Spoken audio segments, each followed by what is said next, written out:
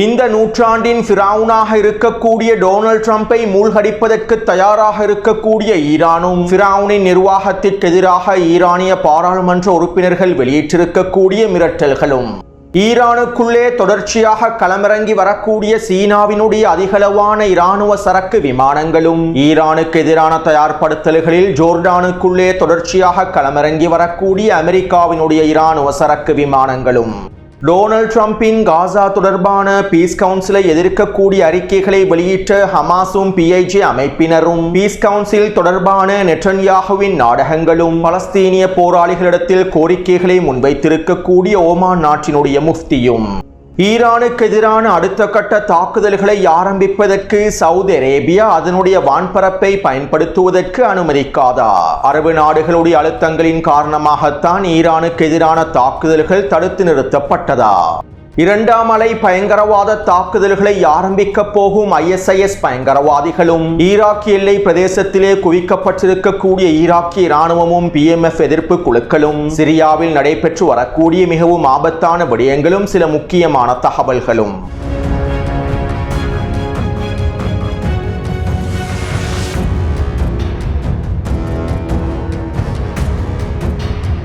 ஈராக்கின் உள்துறை அமைச்சர் அப்துல் அமீர் அவர்கள் அதிரடியான அறிவிப்புகளை வெளியிட்டிருந்தார். சிரியாவுக்குள்ளே நடைபெறக்கூடிய நிகழ்வுகள் அனைத்தையும் நாங்கள் தினந்தோறும் அவதானித்துக் கொண்டிருக்கின்றோம். சிரியாவில் நடக்கக்கூடிய ஒவ்வொரு நிகழ்வுகள் தொடர்பாகவும் விடயங்கள் தொடர்பாகவும் நாங்கள் முழுமையான கண்காணிப்புகளை மேற்கொண்டு வருகின்றோம். சிரியாவுக்குள் தற்போது நடைபெற்று வரக்கூடிய நிகழ்வுகள் தொடர்பாக நாங்கள் 3 வருடங்களுக்கு முன்பே கணித்திருந்தோம். இவ்வாறான சம்பவங்கள் நடைபெறும் என 3 வருடங்களுக்கு முன்பே நாங்கள் எதிர்பார்த்தோம். மேலும் தற்போது நாங்கள் சிரியா மற்றும் ஈராக்கிய எல்லை பிரதேசத்தில் பாதுகாப்பை பலப்படுத்தியுள்ளோம். எங்களுடைய ஈராக்கிய எல்லைக்குள்ளே நுழையக்கூடிய எவரும் உயிரோடு இருக்க மாட்டார்கள். அவர்களுக்கு எதிராக துப்பாக்கிச் சூட்டு தாக்குதல்களை மேற்கொள்வதற்கும் நாங்கள் உத்தரவிட்டுள்ளோம். தற்போதைய நிலைமைகளுக்கு அமைவாக நாங்கள் ஈராக்கிய எல்லை பிரதேசத்தில் மிகவும் கடுமையாகவே நடந்து கொள்வோம் என ஈராக்கினுடைய உள்துறை அமைச்சர் அப்துல் அமீர் அவர்கள் தெரிவித்துள்ளார். அத்தோடு சிரியாவுக்கும் ஈராக்குக்கும் இடைப்பட்ட எல்லை பிரதேசத்திலே ஈராக்கிய இராணுவம் முழுமையாக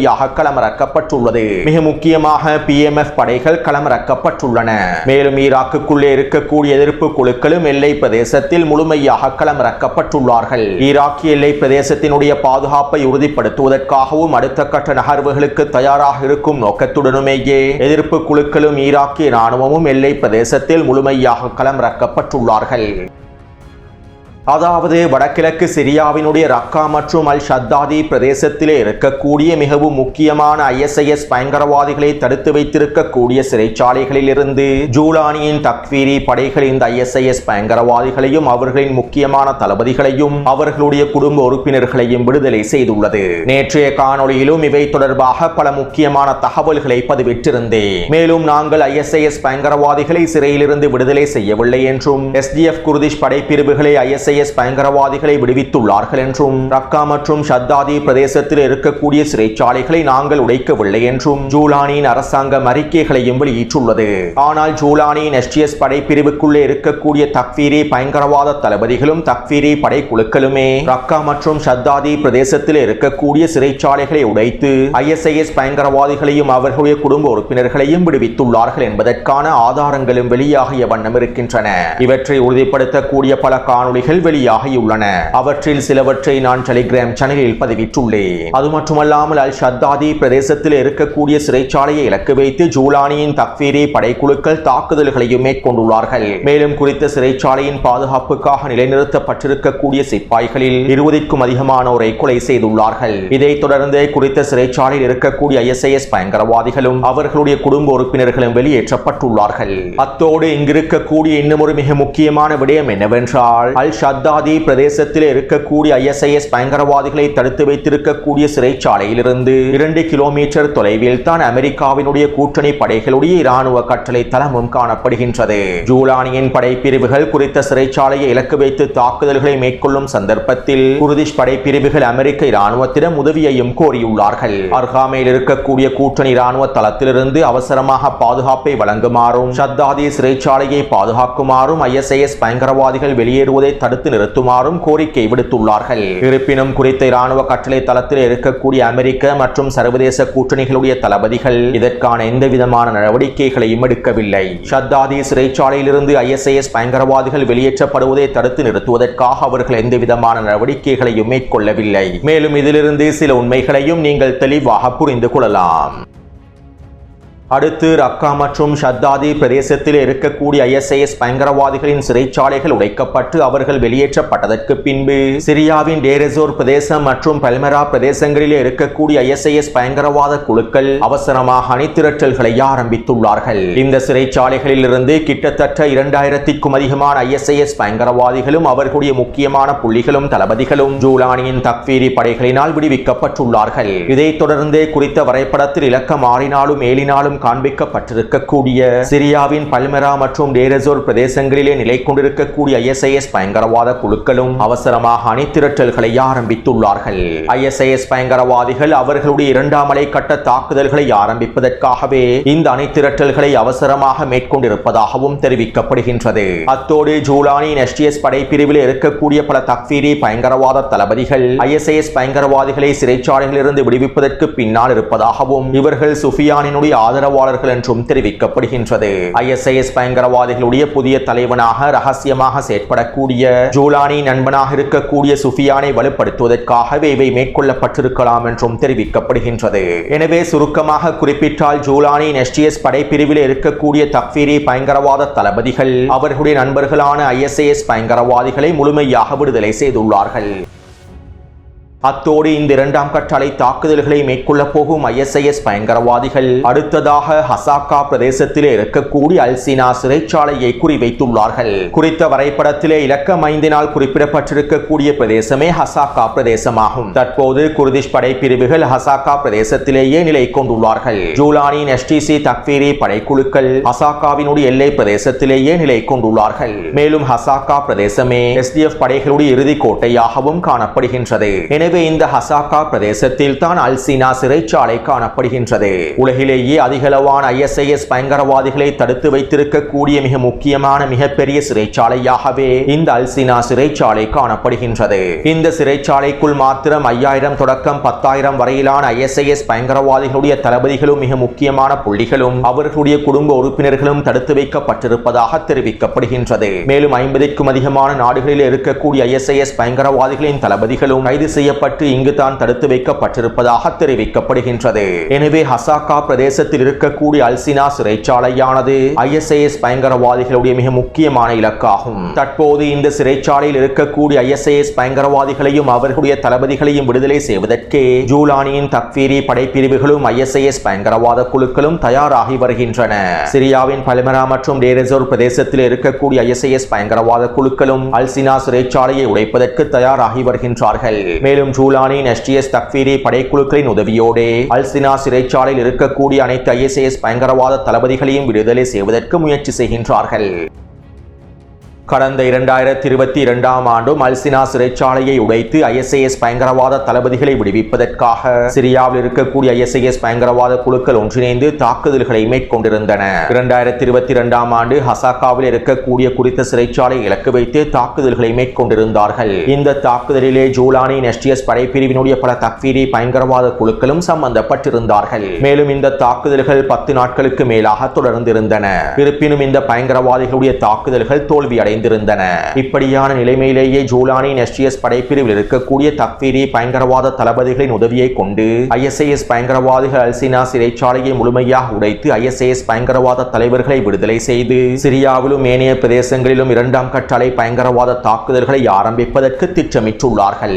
எனவே இதற்கமைவாக அல்சினா சிறைச்சாலை உடைக்கப்பட்டு அதில் இருக்கக்கூடிய ISIS பயங்கரவாதிகள் விடுவிக்கப்படுவார்களாக இருந்தால் விரைவாக ISIS பயங்கரவாதிகள் அவர்களுடைய இரண்டாம் கட்டளை தாக்குதல்களை ஆரம்பித்து விடுவார்கள். மேலும் இந்த இரண்டாம் கட்டளை தாக்குதலானது சிரியாவில் இருந்து ஈராக்கிலும் விரிவடையும். எனவே இந்த ஆபத்தான நிலைமைகளிலிருந்து ஈராக்கை பாதுகாக்க வேண்டும் என்பதற்காகவும் ஈராக்குக்குள்ளே ISIS பயங்கரவாதிகளுடைய அடுத்த கட்ட விரிவாக்கம் மேற்கொள்ளப்படக்கூடாது என்பதற்காகவுமே தற்போது ஈராக்கிய இராணுவமும் ஈராக் எதிர்ப்பு குழுக்களும் PMF படைகளும் ஈராக்கிய எல்லை பிரதேசத்தில் முழுமையாக களமிறங்கியுள்ளார்கள். மேலும் ஈராக்கிய எல்லை பிரதேசத்தினூடாக நுழையக்கூடிய அனைத்து பயங்கரவாதிகளையும் கொத்து கொத்தாக தட்டி தூக்குவதற்கும் தயாராகவே இருக்கின்றார்கள்.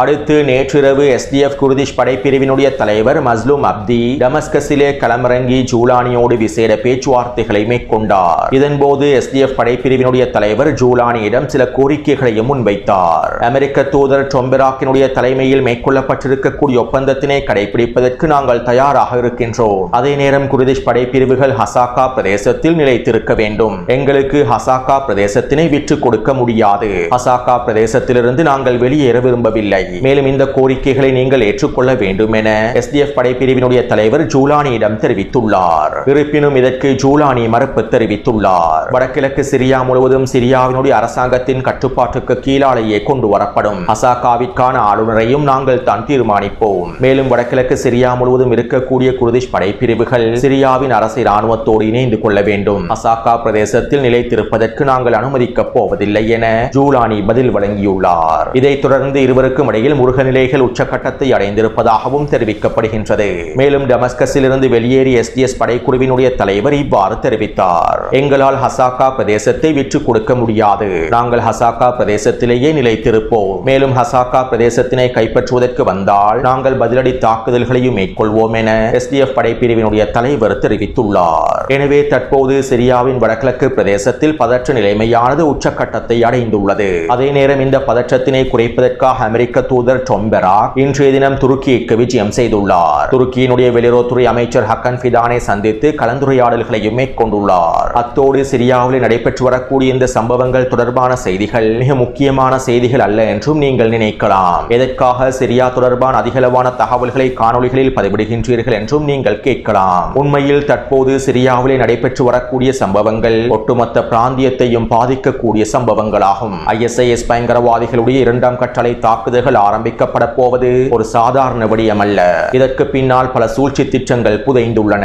மேலும் ISIS பயங்கரவாதிகளுடைய இந்த இரண்டாம் கட்டளை பயங்கரவாத தாக்குதல்கள் ஒட்டுமொத்த பிராந்தியத்தையும் மிகப்பெரிய ஆபத்திற்குள் ஆழ்த்திவிடும். மேலும் பிராந்தியத்திற்கு அப்பாலும் பல எச்சரிக்கைகளையும் ஆபத்துக்களையும் ஏற்படுத்தும். மேலும் சிரியாவிலே தற்போது நடைபெற்று வரக்கூடிய சம்பவங்களை நாங்கள் தெளிவாக தெரிந்து கொண்டால் மாத்திரமே மத்திய கிழக்கு பிராந்தியத்திலே அடுத்த கட்டமாக நடைபெறப் போகும் காய் நகர்த்தல்களையும் எங்களுக்கு தெளிவாக புரிந்து கொள்ள முடியும். இதனால் தான் சிரியாவில் நடைபெற்று வரக்கூடிய மிகவும் ஆபத்தான விடயங்கள் தொடர்பான தகவல்களையும் காணொளிகளில் முக்கியத்துவம் வழங்கி பதிவிடுகின்றேன்.